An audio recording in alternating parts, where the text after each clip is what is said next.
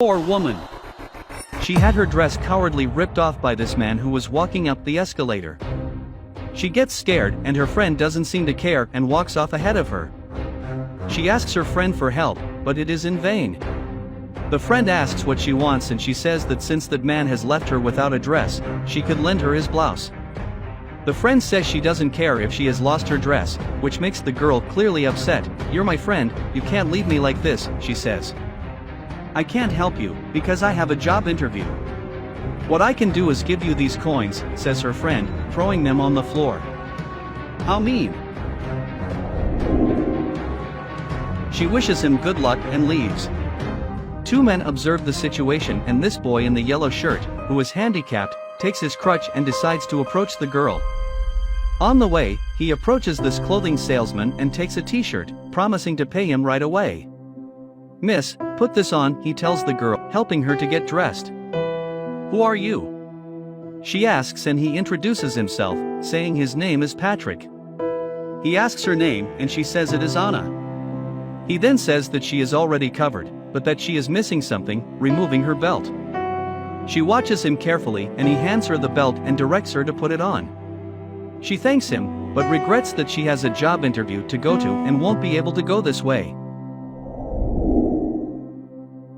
I can hardly believe it, the two of them going to the interview together.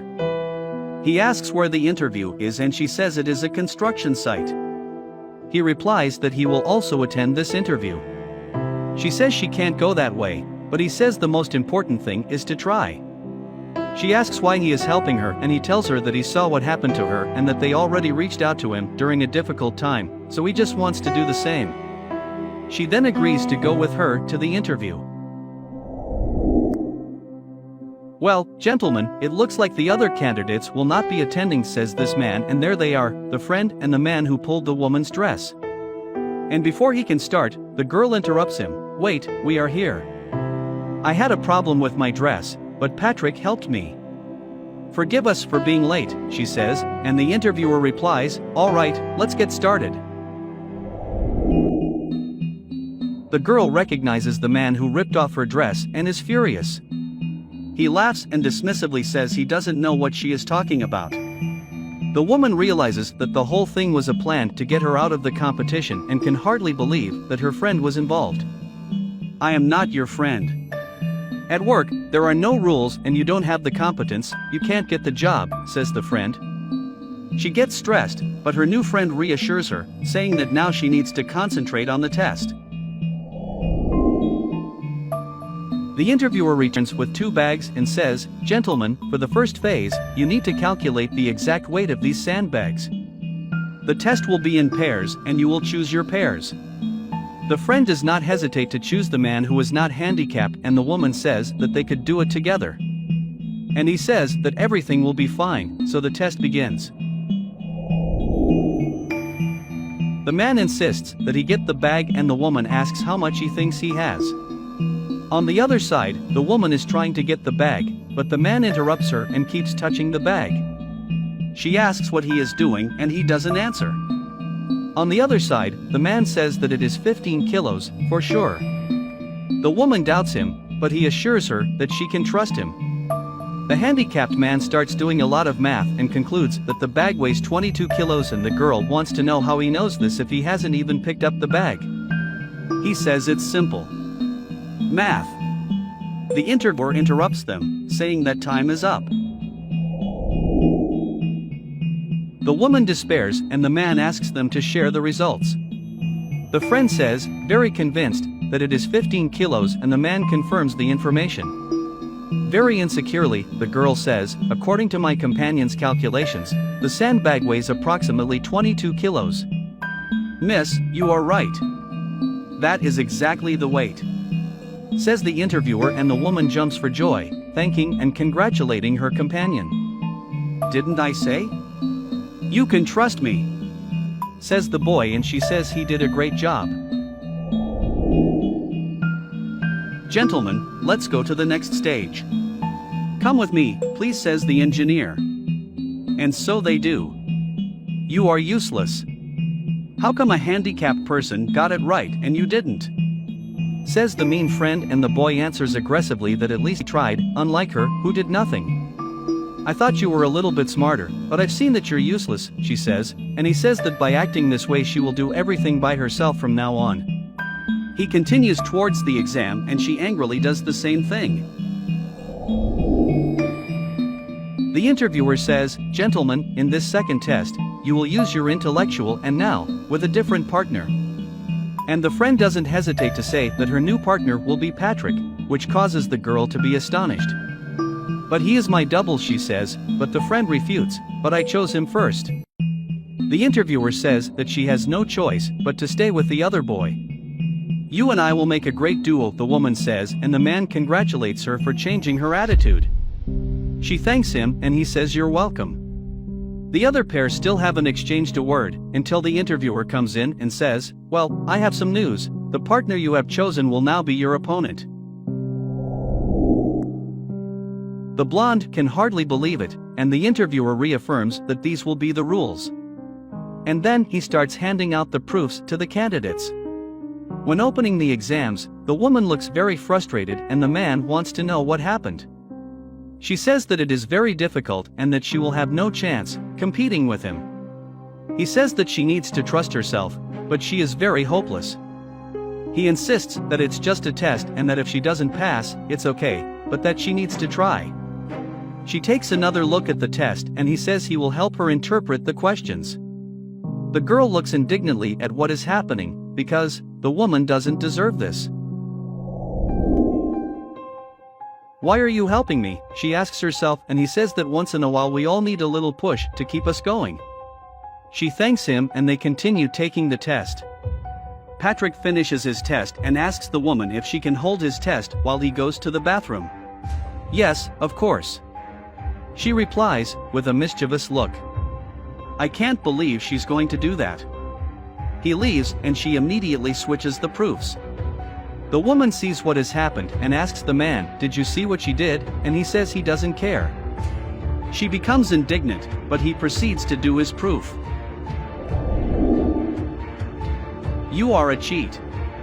I don't know how you can do this to the guy after he was nice to you and helped you," says the girl, but her friend tells her to stay out of it and keep quiet. The woman doesn't accept, but she says that he wouldn't get the job anyway, because he is handicapped, so she is doing him a favor. The woman gets upset and says that she could talk to him that way, but the blonde doesn't care and still says that at least the man is on her side. But the man says that he's not on anyone's side, and the woman says she can't stand it anymore and gets up and puts her proof on the chair. At this moment the interviewer comes and says, "Enough.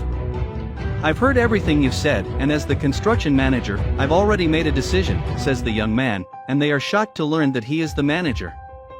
So he asks the engineer to come in and then Patrick comes in. "Oh, my God. What do you mean?" This was all his idea, to choose the best person for the job. The manager then announces that they have already decided who this person is.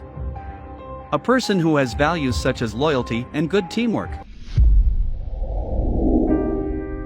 Without relationships, the human experience of life as we know it cannot exist. Relationships are of course complicated and have many elements, but there is one element that glues it all together. That fundamental element is trust. How do you build trust in your relationships, including your relationship with yourself? Live your life with these two values, honesty and integrity. Honesty, be true to others in all that you do. Integrity, be true to yourself in all that you do. Of course, you can have varied definitions of these terms, but let's work with these basic definitions for now. Why are these values so damn important? Firstly, the greatest success in life is being happy with yourself. If integrity is absent from your life, you cannot be happy with yourself. Sure, you can still pursue pleasure, but you will be blocking yourself from any real significant fulfillment. If honesty is absent, you will have to lie to yourself to be able to come comfortably to terms with your own actions. And the minute you lie to yourself, you violate your integrity, and in the process block yourself from true happiness and fulfillment. If you cannot be honest with people, you cannot develop long-term meaningful relationships with them, because there is no trust. If you are not honest with yourself, you violate your own values, you will have difficulty trusting yourself. You will eventually become overwhelmed with doubt, and with good reason. Authenticity in your business is impossible without honesty and integrity in your life. Especially if you are building a business or a brand online, your moral values and the way you live your life will tie directly into the outcomes of your business. If you think that taking a shortcut and sacrificing your integrity will somehow get you more money and success or more fun and pleasure, think again. You're probably thinking short-term. In the long term, violating trust with others or with yourself is the surest way to failure. Also, remember to never confuse pleasure with happiness, they are very different terms and values. Of course, your values and the meanings you attach to honesty and integrity can be different from mine, but regardless of how you define these values, I strongly urge you to take a serious look at how you apply these values in your life, your business, and your relationships. Short-term results may be deceiving. Think about the life you want to create, the person you want to become. Then the manager announces that the position will go to the girl in the dress, which annoys the man, because, according to him, they haven't even looked at the proofs. The manager says that they don't care about numbers, they care about the integrity of their employees. The man leaves, disappointed that he didn't get what he wanted, and the woman asks if she really won't get a chance. The manager says that they would give her a chance, but after what she did, there is no way that will happen. Regretfully, you have lost the opportunity to show that you could be a better person, says the manager, and with no words, she leaves. Anna, this belongs to you, says the manager, handing the girl her new badge. Thank you very much, she says, and the manager congratulates her on her achievement. Thank you for trusting me, she completes, and the manager says, welcome to the team. Then the manager says, engineer, please show her where her office will be, and the manager doesn't hesitate to agree. Humility is an underrated quality that isn't touched upon often. It is something mentioned heavily in religious texts, and it may seem a little old-fashioned, but it's a quality that is wholly necessary for this day and age. Humility is in fact one of the most powerful and important attributes of growth, both in and out of the ring. Being humble helps to build trust and facilitates learning, which are key aspects of leadership and personal development. Humility is an asset for self-improvement. By living a humble life, you recognize the areas of your life that need work. If your coach suggests changing a technique to aid your performance in the ring, you must accept that your current technique may not be the best suited for your goals. That comes with letting go of your preconceived notions and trusting your coach. Only with humility and emotional intelligence can you allow these encounters to fuel your growth and coachability. Sometime later, she is taken by surprise by this boy, who says he doesn't have the money to go to his job interview and asks her for help. She doesn't say she will help him and asks him to get in the car. When they arrive, he thanks her and the boy asks why she took him, even though she doesn't know him. She answers, well, it's because one day, a man helped me without knowing me and without asking anything in return, and thanks to him, today I am where I am, and the boy thanks her again and goes on his way. What did you think about this video? Tell us in the comments. And don't forget to like it and share it.